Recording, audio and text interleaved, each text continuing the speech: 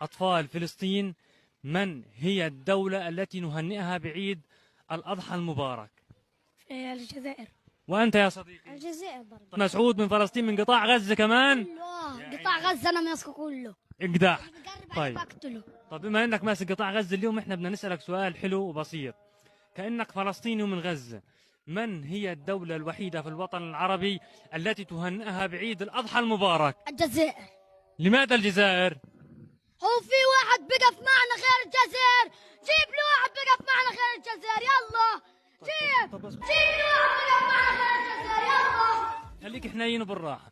يعني انت بتحب الجزائر وبتقولها كل عام وانت بخير عشان هي الوحيدة اللي بتقف مع دولة فلسطين؟ صح.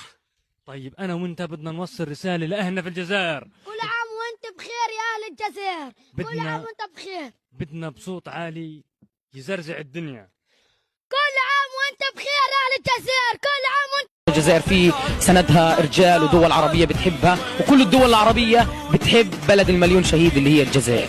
فلسطين خاوة وللأبد، ويفضح عرضها نتنياهو. والله لو ابناء شعبي من ابناء شعبي يجوا يقولوا لي احمد الجزائر طبعا مصر بصدقك. الله فكر الدنيا سايبة. أول شغلة قد ما ضغطوا عن الجزائر ما بيوافقوا انهم يطبقوا مع اسرائيل، هي أول شغلة. ولو هذا لو انا بقول لك حاولوا انهم يخلوا الجزائر تطبع، الدول العربيه ما بتسيب الجزائر لحالها. اول دوله فلسطين احنا بنقف معهم، بنسندهم غصب عن الكل.